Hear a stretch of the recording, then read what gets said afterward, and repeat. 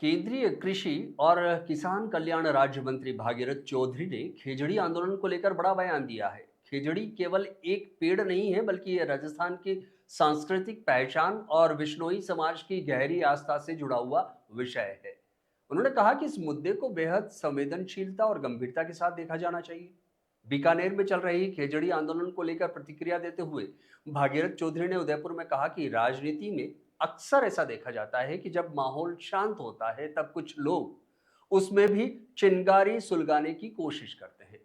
उन्होंने स्पष्ट संकेत दिए कि खेजड़ी आंदोलन को राजनीतिक रंग देने के प्रयास किए जा रहे हैं, जबकि सरकार इस पूरे मामले का समाधान निकालने की दिशा में लगातार काम कर रही है। केंद्र सरकार के बजट को लेकर आयोजित प्रेस वार्ता के दौरान मंत्री ने कहा कि राजस्थान सरकार खेजड़ी से जुड़े पूरे मामले को बेहद गंभीरता से ले रही है।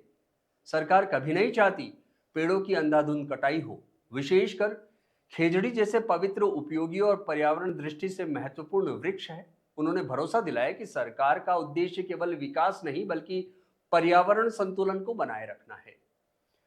बिश्नोई समाज के ऐतिहासिक योगदान को याद करते हुए भागीरथ चौधरी ने कहा कि ये समाज पर्यावरण संरक्षण की सबसे बड़ी मिसाल है।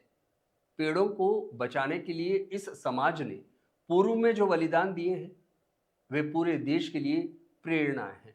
सरकार इसी भावनाओं को समझते हुए इस विवाद का ऐसा समाधान निकालने की कोशिश कर रही है जिससे पर्यावरण, समाज और विकास तीनों के बीच संतुलन बना रहे।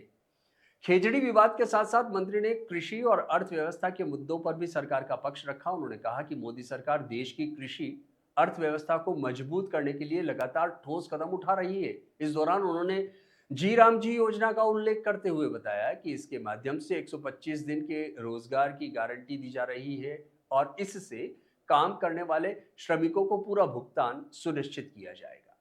भागीरथ चौधरी ने नरेगा का उदाहरण देते हुए कहा कि पहले इस योजना में फर्जीवाड़े की शिकायतें सामने आती थी, लेकिन नई व्यवस्था के जरिए ऐसी गड़बड़ियों को रोका जा सकेगा।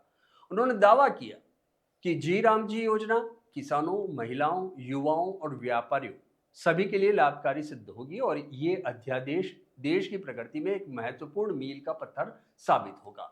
मंत्री के अनुसार इस योजना से ग्रामीण अर्थव्यवस्था को नई दिशा और मजबूती मिलेगी।